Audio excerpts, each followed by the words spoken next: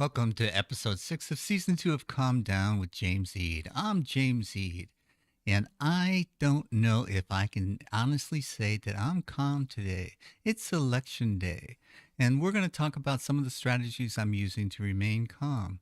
But people don't like it when you tell them to calm down when they're upset and anxious. So, what we do is try to figure out the tools and techniques that we can use before we get anxious or upset. And so then we know what to do when we do become anxious. And so the idea of calming down is to learn how to do it, how you can relax your body. The body can relax the mind can relax the body. So we have a couple of episodes and segments of this show that one is to talk about the gripes that we're having, that at least one person is having. Our senior anger correspondent from Los Angeles, Rick Rosner, will be in the first segment. And then we'll have a yoga teacher, Yudhishthira, who will come on and tell us some of the tools and techniques of yoga and some of the teachings that have been their ancient wisdom that's available to us today to help us learn how we can remain calm even when the storms of life are swirling around us. We can remain centered in the calm in the eye of the storm. And this isn't something that I learned overnight. This took a lot of practice for me because being calm is not necessarily an easy thing to do. But when you are calm, when others around you are anxious, they pick up on the vibe you're sending out. And if you're calm, it's amazing how it can have a calming effect on others. So rather than telling them to calm down, you can lead by example and be calm when others have anxiety or others are upset. You can remain calm and be a voice. And just your presence alone can be helpful, but only if you yourself know how to make yourself feel calm. And on election day, it's been extra duty for me, extra work, because, these types of things like what course will the country, I can go round and round, run circles around in my mind and obsess on it if I allow myself to. But the first stage is awareness. You have anxiety, anxiousness, anger, those A's, but awareness is the capital A. If you're aware that you're nervous or anxious or upset, you have the ability to reach into your toolbox. And these are the tools that we're giving you on this show. Hopefully that will work for you. Because what works for me, which is a deep breath, calming. I can feel my shoulders drop a quarter of an inch from my ears. And what works for me may not work for you, but find what works for you. But I have an ulterior motive. I want you to buy this book, Freedom by James Eade. And it's your path to recovery. Because one of the things when you're suffering from addiction, all varieties of addiction, any variety, then it's essential that you know how to calm yourself down. And you realize that, hey, you might get anxious, but you don't need to ingest a foreign substance to make you feel differently. And it's okay to feel the way you feel. Feelings are impermanent. They do not last forever. So have confidence that if you're upset now, if something is upsetting you, it will pass. You will be fine. There's nothing you need to do other than to relax. And easier said than done, unless you know how to make yourself relax. So I hope you enjoy the show, because this first segment with Rick from LA is going to be about the agitation that we're feeling around these election times. And then Yudhishthira is going to come down and tell us some of the yoga techniques. We're going to concentrate on chakra 2 today. And then Divya is going to take us out, as she always does. So thank you for watching, and always remember, it's season 6, it's episode 6 in season 2, and you can find this on AIRU.tv. All episodes that are previously recorded will be available to you there. Thank you. Namaste.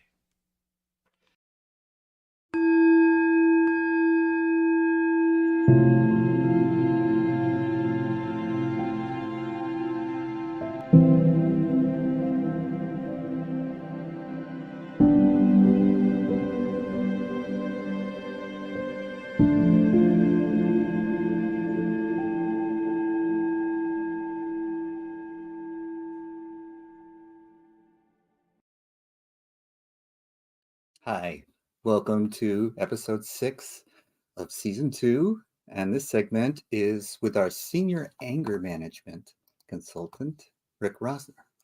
Now, Rick, how are you today?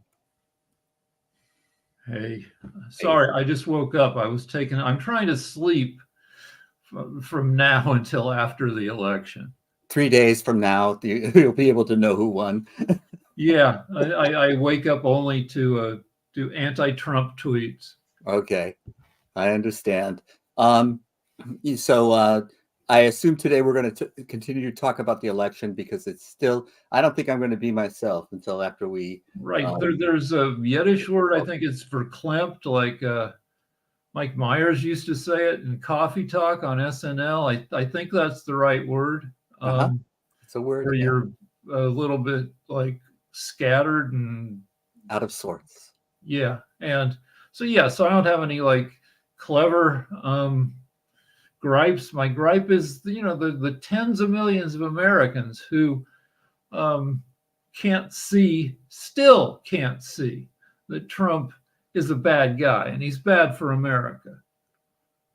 Well, his closing arguments are embarrassing, and my sense of what I'm reading is that the people who are making up their minds in the last days, and why would it take you till now to make up your mind? I don't know, but they seem to be moving towards Harris because they're tuning in at this late stage, and they're seeing what Trump is like because he's not hiding it, and his campaign can't help it. They talk to him, but he just continues to I mean, say yeah, the things he says. why would a guy, especially a guy who goes around, touting his manliness, pretend to give his microphone a blowjob? And the way he dances, Well, that yeah, that's yeah. I mean, suggestive too. that's the dance you do when you don't really have any moves. Okay. But um, yeah, he's so Trump's dad uh, started showing signs of dementia in his late 70s. Trump turned 78 and a half in December. Um, was officially diagnosed at age 86, his dad, with Alzheimer's. Um, so, and whether or not Trump has early dementia, he seems kind of just random, falling apart. And he was president during 2020, the worst year in American history since 1862. You could argue, more dead people by far than in any previous year, and more jobless Americans than in any other year before or since. And people who like Trump will say, well, that was COVID. And then you have to come back and say, and they still won't buy it. They don't buy anything. Is he fired our pandemic preparedness team in 2018? Yeah, there was no need for them. I remember it very clearly being dismayed at that outcome. Yeah. And also, he blamed Obama for not giving him a vaccination for a yet to be discovered illness. Yeah. COVID was a new thing, and there's no way that anyone could have prepared for it. No, also people say, well, COVID was bad every place. And I just saw some statistic. I haven't had a chance to make sure that I read it right or verify it, that the US has 4.2% of the world's population, but we had 19% of the world's deaths. Well, I think it's clear that his response to it was ineffective. Well, it was actually his response was to deny it. I can remember him going on stage and saying, 15 people have COVID. It's going to disappear. It's going to go to zero. 15 have it, it'll zero. go to zero. Right. And so it probably will. It will go to zero. Well, actually, it may not, because this is year 5 and it's still going strong. But maybe in 2047 it'll go to zero. Yeah, and the idea, we're still getting, we always get flu shots, and and now we're always getting COVID vaccinations, and I don't see that stopping in the near future. No, so right now it is a good time to be out and about. It's at COVID nationwide, and where I am in Los Angeles, and I assume where you are up in the Bay Area, it's at its lowest levels since the summer lull. So you get two spikes a year. You get the end of summer, early fall spike, which we're done with, and then it drops down till about Halloween, then it starts heading back up again, and we're still in the middle of that. And it's the lowest lull. It's the lowest October lull in the past 3 years. So that's good. But these COVID, the COVID virus itself has variants, and so getting an up-to-date vaccine is still advised, I think. Yeah. And I've had 8, and I'm still not stupid. I mean, I was not stupid when I decided to get them, and the vax hasn't made me stupid. And COVID will make you stupid. Trump almost died of COVID, and there's been a study that suggests that COVID, bad enough to get you in a hospital, will age your brain. It's the equivalent of 20 years of brain aging. Wow, that's shocking. If that's the case, Trump has a 98-year-old brain. Right. That seems to be in evidence. Although, campaigning is hard and it's taking its toll. And this would have been true, was obviously true for Biden as well. Both of them were too old to be, they're going to be in their, Trump would be in his 80s. His last. Trump is 5 months older than Biden was when Biden was elected. Right. So if you think Biden was too old, then that goes for Trump too. Right. Yeah, and it's not ageist to say this. I mean, the job of the presidency is ages everyone who's in it that takes it seriously. Obama looked very young going in and older, much older going out, So I just think it's a tough job. And so you want someone a little bit more robust just for their own sake as well as the country's sake. But that's beside the point in terms of his love for dictators, and his me first attitude about everything. And also you mentioned his dad. I think Trump was born on third base and thought he'd hit a triple, and then his dad paid the ump to call a balk on the pitcher. Well, the Trump family, they've been doing tax avoidance tactics for decades. If you paid taxes, you were a loser. Yep. So Trump's dad's estate was, I don't know, worth about $1 billion, and the family systematically. So what they do is when they want to get a loan, they exaggerate how much their properties are worth, so they have a lot of collateral. Then when they have to pay taxes, they underestimate. And the New York Times a couple of years ago did a story that showed that the Trump family avoided $450 million in inheritance taxes by lying, undervaluing their properties. And like you say, when they're overvaluing them to get a loan, the Trump apartments in his tower were much bigger than they actually were, and all of those. And the difference in value is not just a little bit. If you're applying for a credit card, maybe and as they ask, how much do you make a year?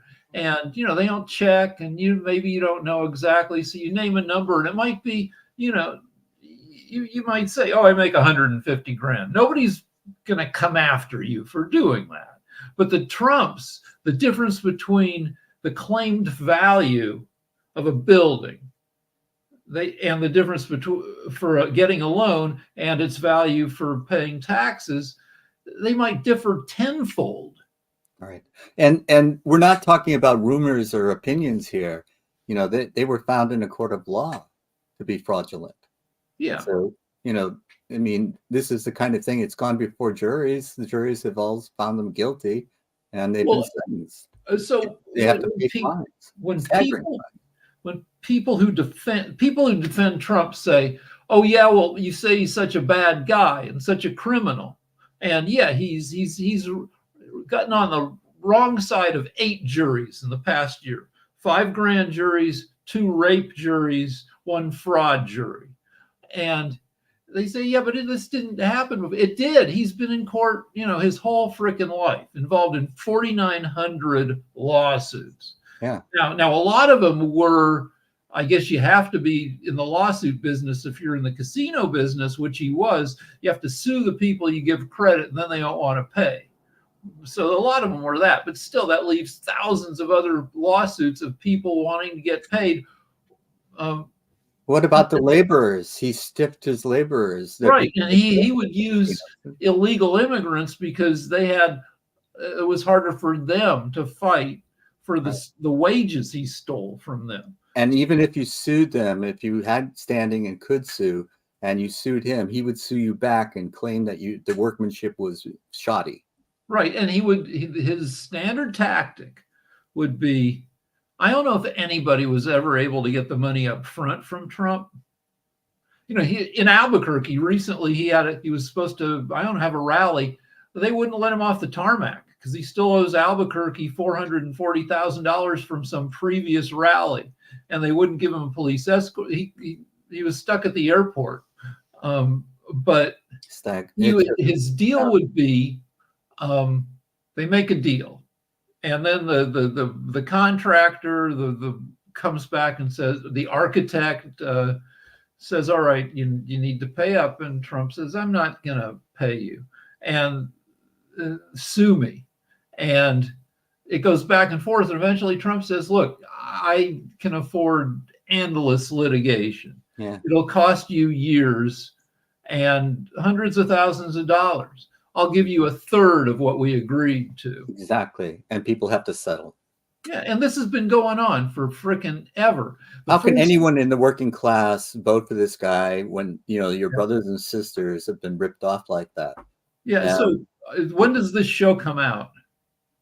Tomorrow, 2:00 tomorrow. All right, 2:00. You still have hours to get to the polls. Turnout wins. Get to the polls. Take your mom, take your kids, take randos you see on the street on the way to the polls. You can also, I just read on Twitter that your ride is free courtesy of the NAACP. If there's a code that you can use to get a $20 Lyft ride to your voting place and a second ride back home. Well, it's funny to me, not funny in a ha-ha way, that the Republicans are so trying to depress the vote in so many states. And, this is just a sign that they don't trust the voters. If enough people voted, they wouldn't win. And they know that, so they try to suppress the vote. Yeah, well, the good news is, the bigger the turnout, the more likely it is Democrats win. And it was a huge turnout with 158.5 million voters in 2020. And they made it, most of the states made it easy to vote because of COVID. Vote by mail, lots of early voting. This time around, about 83 million people have already turned in their ballots. We're talking the day before Election Day right now, and that is very close. It's going to end up being very close to what the early voting was in 2020, and we may even beat 2020 for overall turnout. Right. Which is. So, do you think the Supreme Court, even though they did a horrible thing in the Roe, not following the precedents of Roe, in my opinion, but I think it's helping turnout. I think it's mobilizing. Yeah, no, I do, and there's some question on the ballots. So in 12 states, there's a question on the ballot that pertains to abortion. So that's a quarter of the country. And it seems to be even Kansas, deep red states have voted to preserve the rights, women's rights in elections, and I think the majority of Americans believe in that. And so I think if that is a big issue, and I think, after the economy, the that is probably the biggest issue people are voting on. And I wish people were more informed about the economy, because the economy has been fantastic in the last 4 years, despite what Trump is doing. Trump is continuously lying about it. Unemployment is Yeah, down, yeah. wages I are mean, up. that's one of the biggest. If you had to have a gripe about the Democrats, it's terrible, terrible messaging. Always, yeah. We've always said that, and we've always been disappointed in that. Yeah, they're always behind.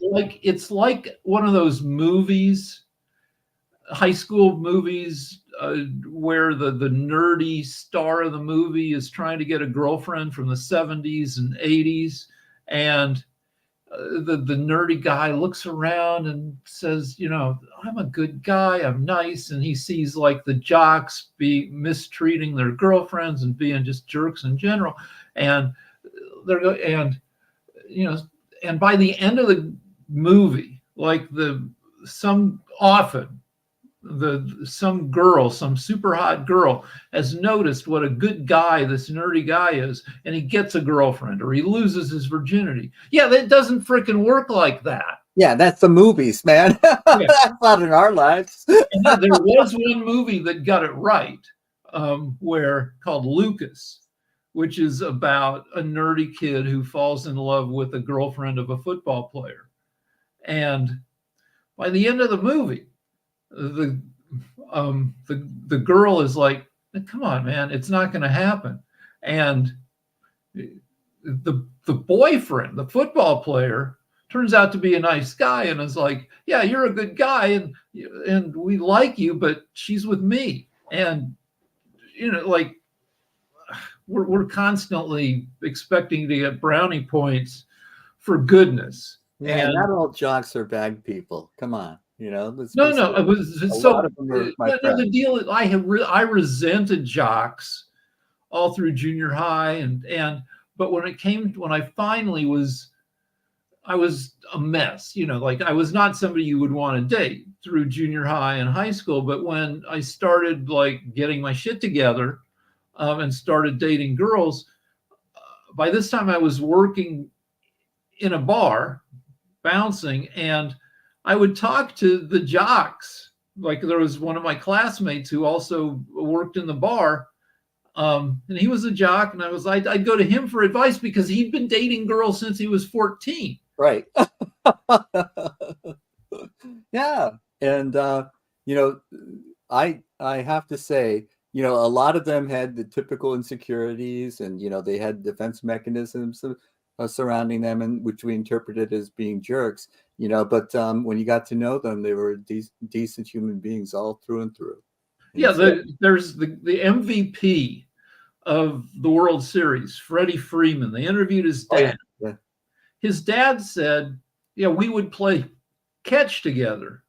And he said, not because I was like a tiger dad who was trying to turn him into a major athlete. It's just something we did together. And I hoped that he would, be good enough to, be on a team so he'd have friends to ride on a bus with back and forth from from the games. Yeah.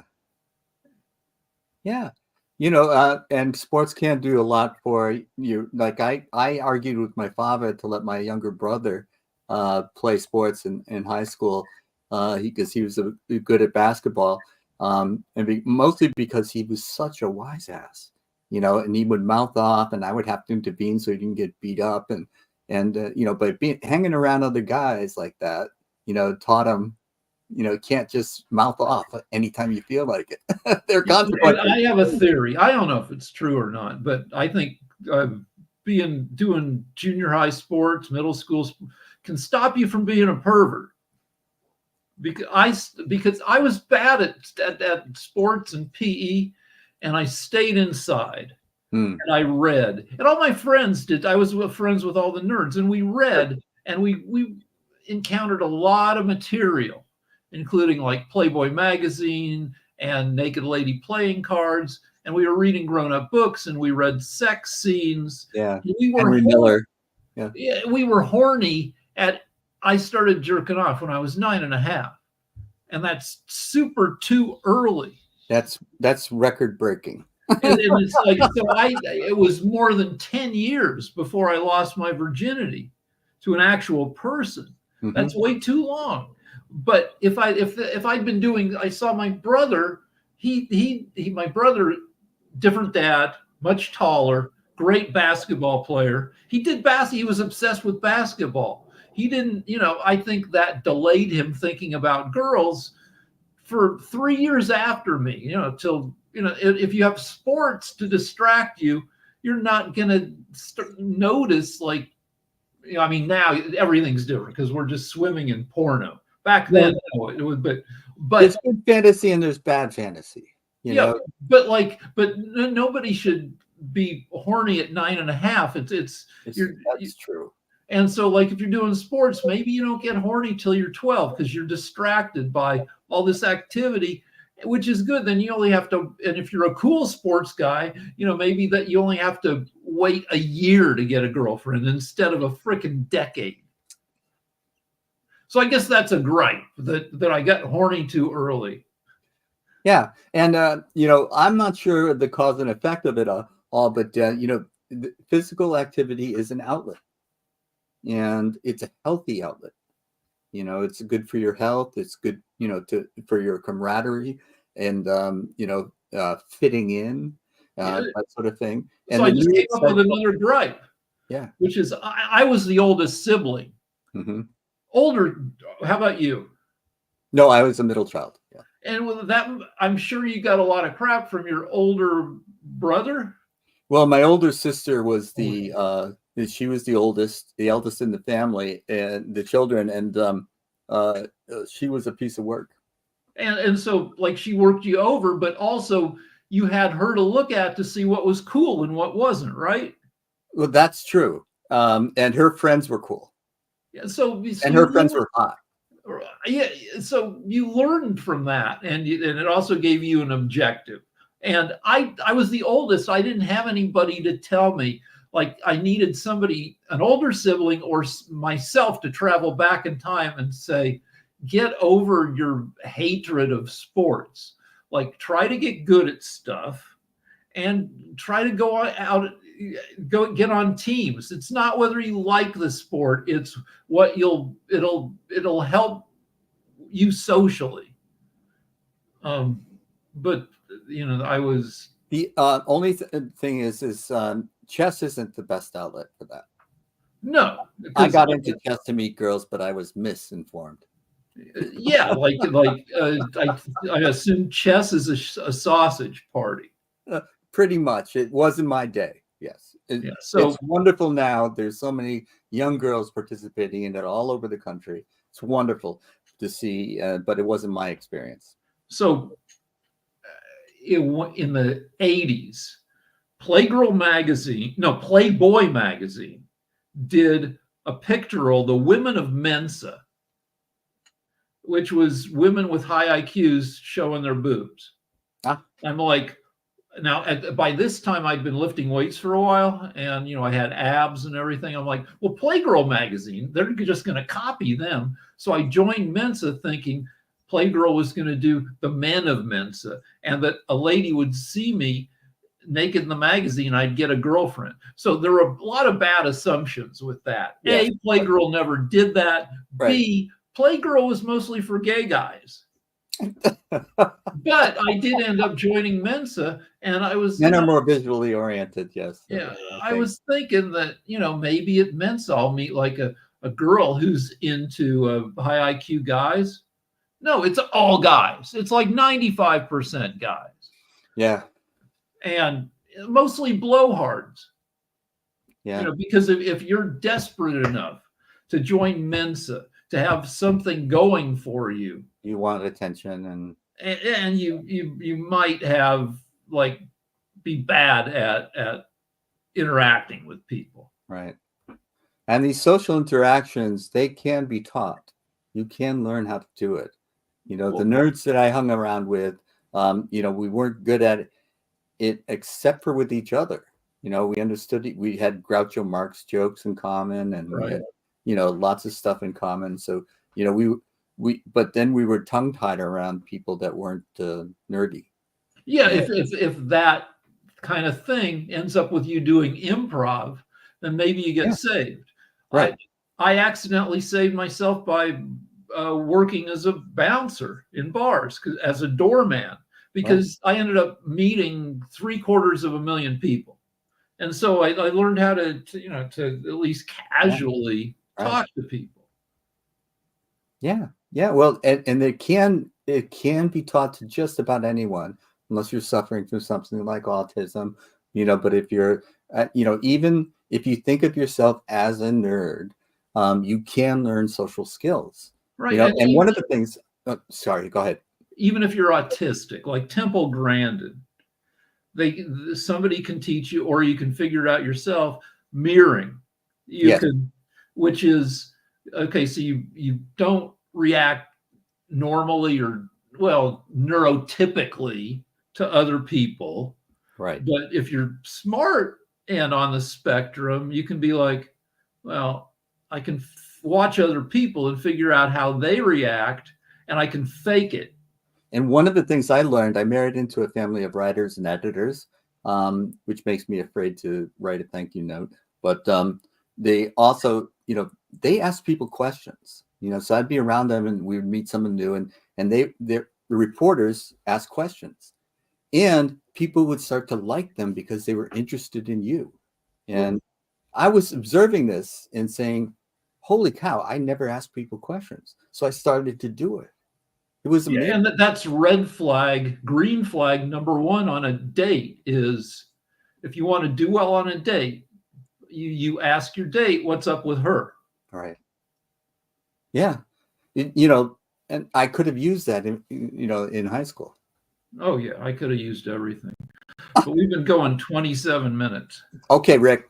Well, thank you for telling us. You know, we started with just the election, but we got into other things that were part of our psychological makeups. And the thing is that we can calm down. We don't have to be trapped in whatever our circumstances were, whatever the programming we experienced, whatever the defense mechanisms they served at a time, but they no longer serve. Let them go, and just be yourself and be happy with yourself. And God, or whatever version of God or not God you believe in, be with us during this time of turmoil. All right, Rick. Thanks again. Namaste. Too. I'll take you off back on stage. And that was our senior anger management, Rick Rosner. I wanted to let you know that if you want to see other versions of this, you know, this is season 2, episode 6, but go to AIRU.tv and you can see past episodes, past videos. And if you want to contact us, in just info@airu.tv, I'll be glad to take your questions, be glad to incorporate some of your concerns, whatever they are. I'm certain between Rick and I, we've experienced them, or we have some ideas about how you can calm down. So thank you for watching, and see you next time.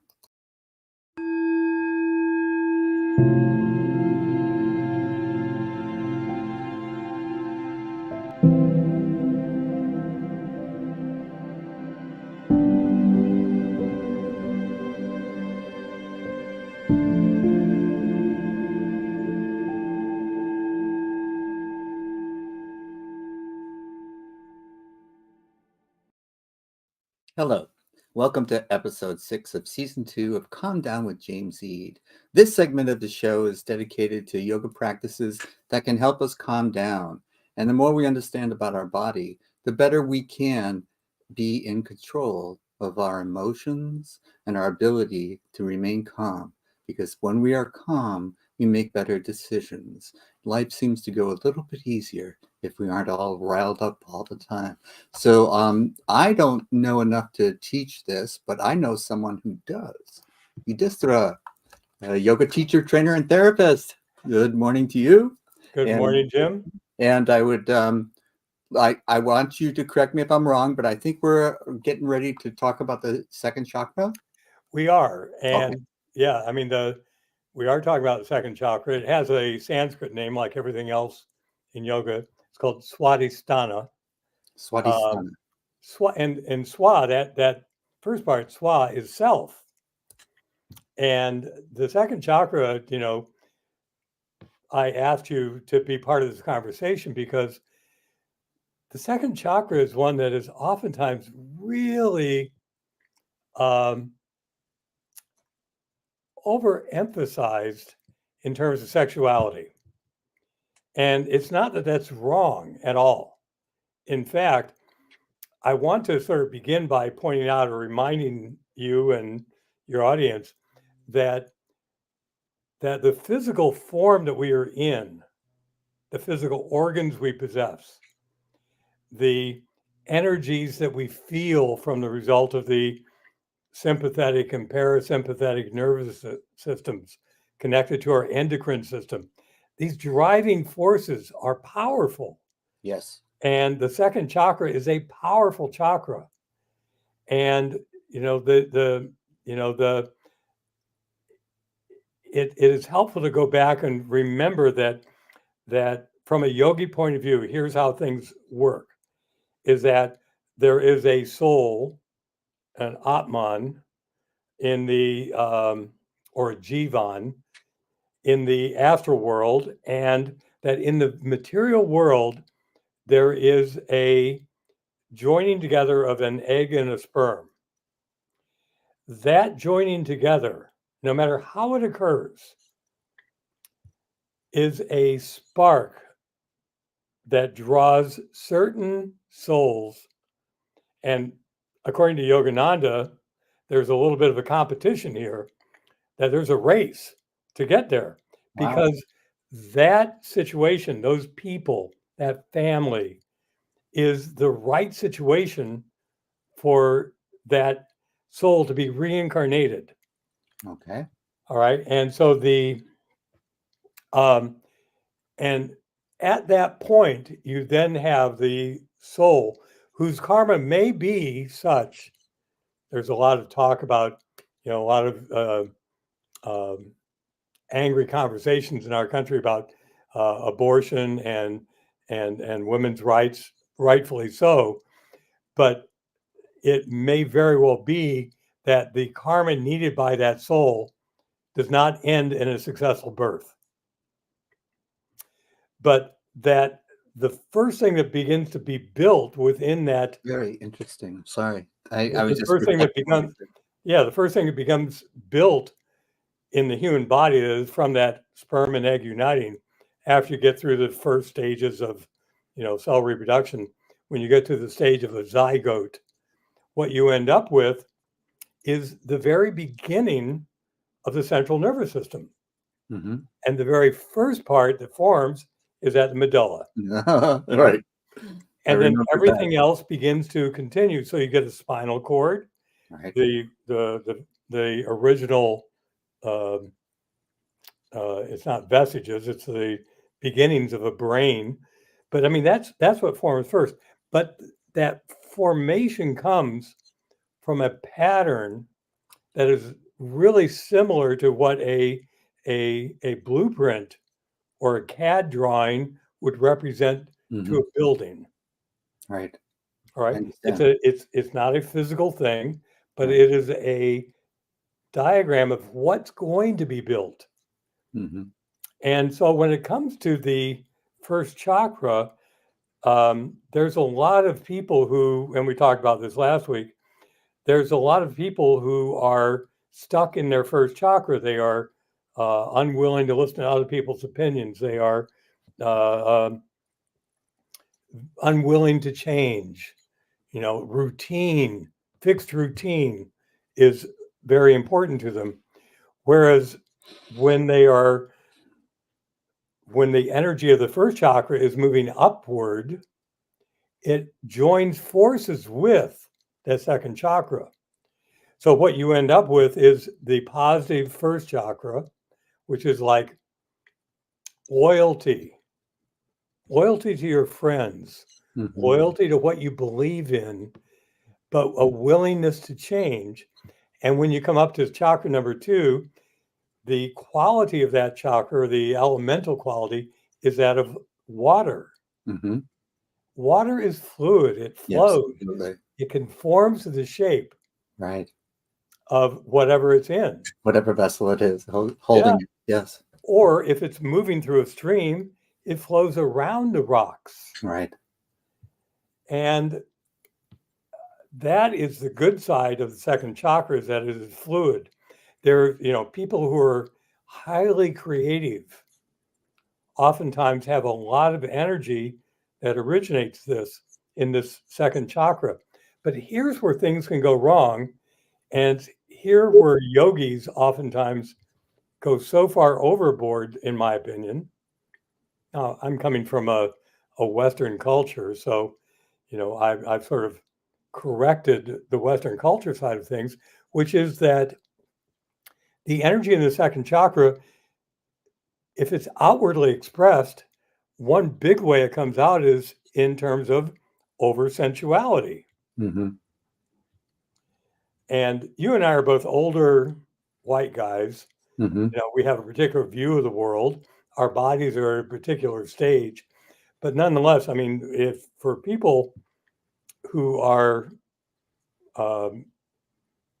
our age or even younger, especially, there is a powerful drive that originates from the center, the second chakra. I can remember it.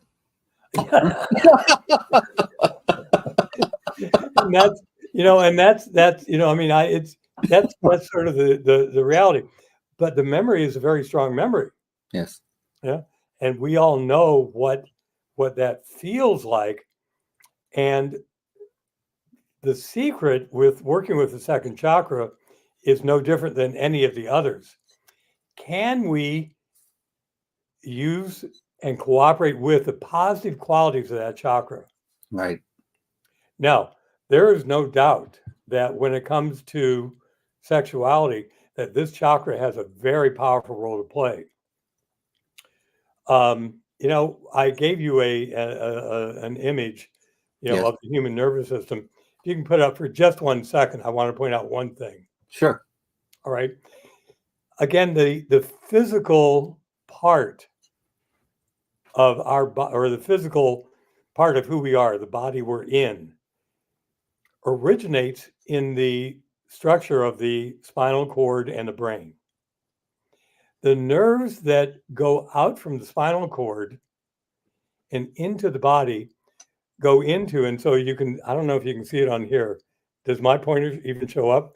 But down here in the sacral center, you have nerves that go to the reproductive organs and to the bladder, right? And that those are the energies that go out from the center into the body. So you can take that down Okay. right now. All right. I was studying it. Sorry, it wasn't. My point is only to say that there is a physical reality, but we don't want to start with a physical reality and lay that on top of the chakra. The chakra is like the second chakra is so amazing, but it needs to be grounded Mm-hmm. because otherwise water will just go anywhere. Water will fly all over the place. But if it's funneled, if it's focused, it can then have a great power, which is to say, Is it sort of like building an aqueduct? well, an aqueduct would actually be a great image of it, because that aqueduct is like the main pathway of the energy spine moving upward. What I was actually thinking of was there are these devices. This is getting perhaps slightly off topic, but if you have people who are creating one of a kind pieces of metal, they start with a sheet of metal, they put it into a water bath with a lot of sand in it. And then they have a computer hooked up to it. And the combination of sand, earth, and water, second chakra, can create anything. You can create a special one-of-a-kind hood ornament or a grill on a car Mm-hmm. or a piece of artwork, and it's designed off of a computer. It's brought into reality by that combination of sand or earth and water. So you have chakra number 1 and 2. Right. It's fascinating. It is. And you end up with this amazingly one of a kind reality, which is true for us as well. Yeah. That each of us, when it comes time to enter into a new body, we're looking for exactly that situation that will help us to work through our karma, which in the case of second chakra may mean realizing that I'm wasting all of my energy in sexual pursuits. Now, that's a hard claim to make to a 22-year-old man. Yes. All right. No, it really is. Yeah. So, is any of this making sense at all? Yeah, and I two things was I had this image of sperm racing to the ovum, and that I understood, but the karma souls in a race to get to that. Once that spark fires, it attracts the one of my questions was does the right karma always win? Oh, it's a great question, and I would say no, that it may not, because again, everything I share is based on this guy, Yeah. Yogananda, Right. and his teachings. Biography of a yogi. Yes. Yeah, and his teachings were pure yoga, but in a modern sense. And what I mean by that is that he lived in the 20th century. He was he knew it was so amazing. Without being a scholar or a physicist, he was very tuned in to quantum mechanics and quantum physics. That doesn't surprise me. Yeah, it was just eerie that some of his writings at a time, this is when Heisenberg and Schrodinger and Einstein, when these really great minds were beginning to come up to the realization that everything changes when you get to the subatomic level. Right. The rules of physics no longer apply. Exactly. And Yogananda knew that because he was working from the bigger picture. If you go down small enough, you start getting into matters of like entanglement of electrons or photons or right. Subatomic particles. How does entanglement take place? It takes place because there is a single field of consciousness that permeates everything. And if you begin there and come back, you work your way into that same intersection of the physical world and the energy world. And so it is completely reasonable from my perspective that you might have two souls in a race, quite literally. Sometimes that race culminates in both of them arriving at the same time. And that means what? Twins. Exactly. Yeah. And yet, an interesting thing about, we used to think that the DNA of identical twins, where you have one zygote that divides into two, we used to think that the DNA was exactly the same for the two. Mm-hmm. But that was only because we didn't have the capacity to measure, to map out the entire genome. Right. Now, until very recently, right? Yes. Now there is an apparent distinction between when that zygote divides, immediately or after as many as 13 days, I think. Mm-hmm. You end up with, and so if it happens immediately, you get a lot of change between the two individuals. And it can be seen in DNA. And so all of this comes down I would have thought again. it was the opposite. That's so No, interesting to me. no, Yeah. the longer the longer they're paired up, Oh, of course. the more I see now. they Yeah. tend to have fewer divergences in genetically speaking. Okay. But when it comes to the energies behind all this, you know, the second chakra is powerful, Mhm. and it can be a powerful force that, you know, great yogis have always, and I'm talking about great yogis, by that I mean those people really wanting to go hardcore into harnessing their energies. Right. I'm thinking about a couple of Russian mystics that I've mentioned before, Gurdjieff and Uspensky in particular. You read about those guys. They were doing crazy things, and some yogis did them as well, in terms of putting ice around their genitalia in order to cool down that energy, literally in that region, in order for them to be able to pull that energy up Right. and use it for higher purposes. Right. Sure. So I get the point. I don't think I would get into the practice, but I understand what you're saying.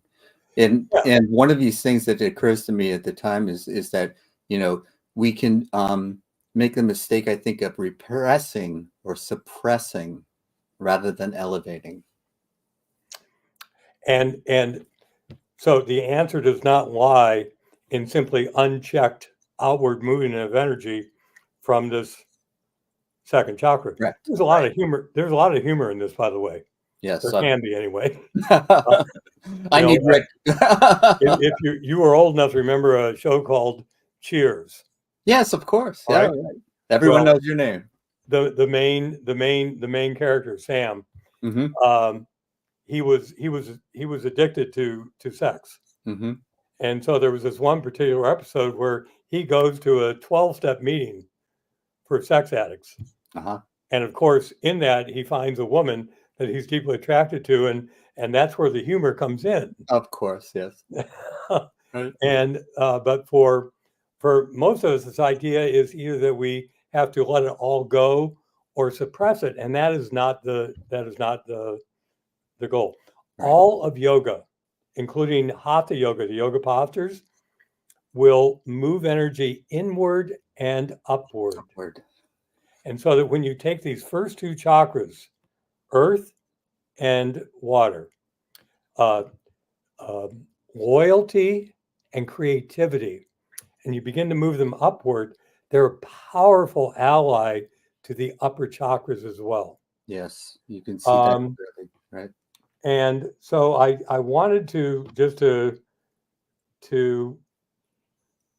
refer to some of the things I mentioned last week about chakra number 1. All right, and that is that each of the chakras, when you are deep in meditation, that it's possible to actually hear the sound. And it's not an external sound, it's an internal sound. We don't hear it with the tympanic membrane in our ears, Right. vibrating, but we hear it nonetheless in this region, mostly in the right ear. But the first chakra has a sound of like a bumblebee Mm-hmm. or a motor running. The second chakra has a sound of crickets, like heard in the distance, or of a water flowing over rocks. Ah, okay. Right. That's the sound of the second chakra. When we see the second chakra, the color can sometimes be one, like in the spectrum, which would be orange. Right. But it also has, anyway, it doesn't matter. We don't have to go further into it.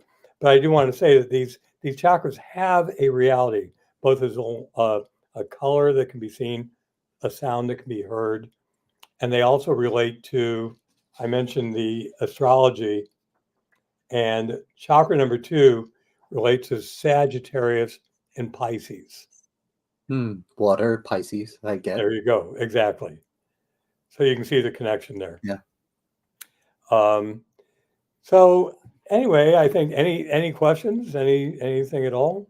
Well, it's fascinating to me to think about the race of the souls, and And it's also one of the things that I think in terms of, because I think of myself as a creative person, and and this expression unchecked has, especially when I was young, caused difficulties in my life through desire and Yeah. want. And unchecked desire is not a pleasant human experience. And so I would be thinking of this, and I think what I'm modifying my thinking of is, instead of controlling, is the elevation aspect of it. And Yeah. to not think in terms of enemies and negativities as allies and integration, because when you can merge the earth with the water, with the first chakra with the second chakra, and get the best of both worlds, this is the aim. This is the goal. Correct me if I'm wrong, but I think this is right. You have absolutely have it. And again, the idea of cooperation is an important thing. There is this book I've mentioned, the Mahabharata, Yes. and I would even plug this little book, which is brand new, called The Hidden Story of the Mahabharata. And it just came out. I'm sure it's available on Amazon. The Hidden Story of the Mahabharata. And it is really the story about these 5 brothers. And the 5 brothers are representations of these 5 chakras. And when it comes to this matter of the second chakra, addiction of any type is always a second chakra issue. Yes. Always. And it's always about energy going out through the second chakra. Desires, you mentioned it, that's exactly it right there. Right.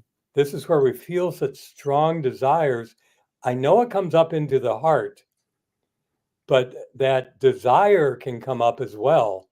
And then the heart is ready to totally go out. Yeah. Yeah. And these are not so much desires when it comes to addiction as compulsions. Yep. And that's exactly it.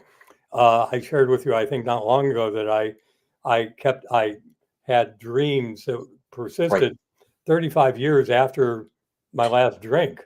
Right. And so I finally went to a sound and energy healer, and she, through the use of sound, crystal bowls, gongs, and particular lights and crystals, I have not had a dream about addiction since. And this is my version of contempt prior to investigation, because if you told me about gongs and crystals and lights and all that stuff, I would have just said nonsense. But when you have the direct experience, then you can no longer deny it. Nope. And I was definitely in contempt before I went there. But, well, but I had no choice. For me. I've been living with these dreams for over 30 years. It's an amazing story, Yudhisthira. It really is. Yeah. And it is aspirational. And I do hope that message gets out there. Good. There are ways that these things, which are really plaguing you, can be addressed, and not necessarily through the traditional ways that we have been taught in a science and medical orientation in the Western world. I have actually worked with people suffering from addictions, and their addiction was just sort of like the remainder, they're sort of the last vestiges of an addiction. And through yoga, through asana practice, meditation, other techniques like chanting the chakras, that they were able to successfully make that final step out of addiction. But those people are relatively few. Most of us require something more structured. Well, perhaps we're all going to find our own way. Yes. And I appreciate this wonderful insight that you've granted us again. I feel blessed to have been with you. And I want to tell you that I can't wait until we talk about the third chakra. We're going to get fire into this. It's a big one. Yep. Thank you again, and All right. blessings to you. Blessings, my friend. Bye-bye. Okay. Well, now we have just covered a lot of ground there, but I wanted to tell you that if there's something that you want to see, like he mentioned, like our last show, the first chakra, well, you can go to AIRU TV. It's scrolling across the bottom of your screen. It's a website that contains all of the previous videos. And so you can check it out. And if you want to contact us, info@airu.tv is the way to do it. And if you have questions you want answered, I could always ask them and get a straight answer for you. So thank you for joining us. Thank you for participating, and have a blessed week.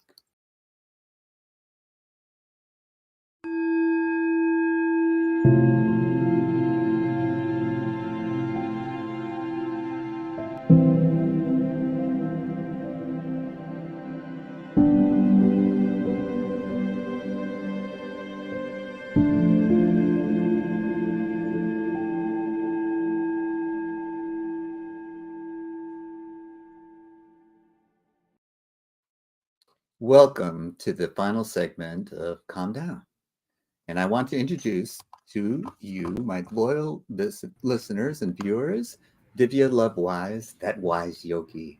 And I would like you, at the end of every show, I'm a little bit agitated and worked up and all that kind of stuff. And I was wondering if there's something that you could do to calm me down. Could you just say goodbye to us in any way that you see fit? Sure, I would love to. I will take off and let you do that. Thanks again. Okay. Well, bring yourself into a comfortable seated position, feeling your feet on the floor and letting your hands rest in your lap. Palms up or palms down is a great way to start bringing yourself back into center and focus with your own divine energy and letting go of anything that might have wanted to stick to us throughout the day that may be energy we don't want to carry throughout the day. So having this basic position, feeling grounded, even closing your eyes and taking a deep breath in through the nose and out through the mouth.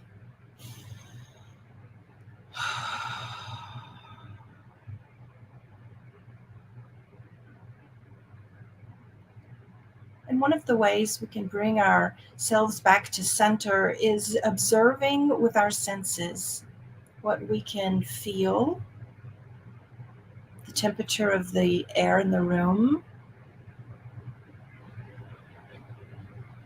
observing any sounds that you hear.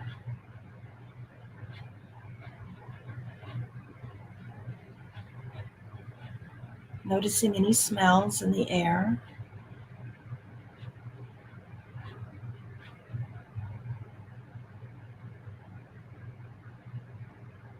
And then bring your awareness to your breath.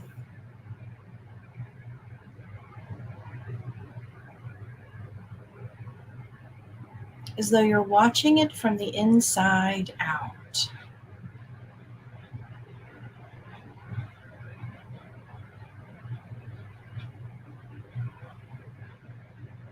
Watching the inhale wash into the body. And watching the exhale wash out of the body. Just like the waves of the ocean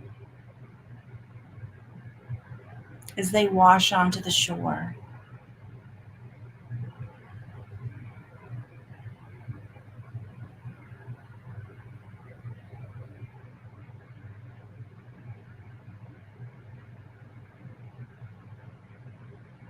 And if you find your mind still wandering, you can even place one hand on your lower belly and one hand on your heart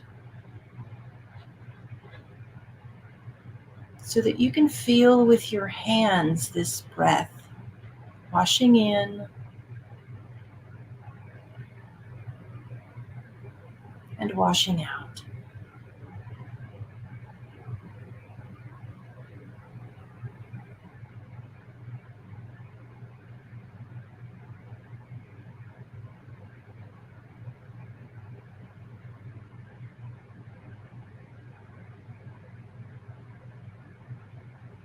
And with your mind's eye, visualize this inhalation and exhalation as an internal shower, clearing away your energy so that it's refreshed,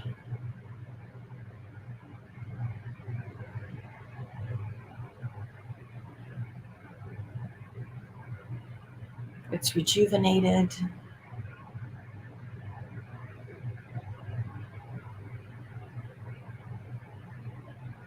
and it's restored.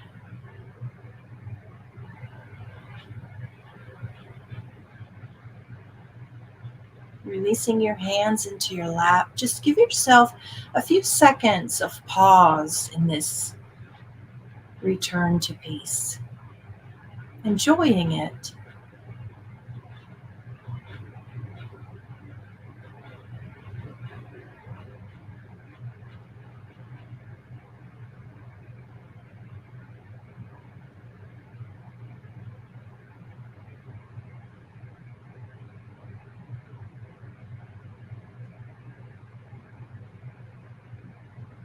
When you are ready, you can open your eyes, wiggling your fingers and your toes, feeling grounded in your body, grounded in the best part of yourself, and you can go out into the world and carry that best part in the forefront of your mind and your heart.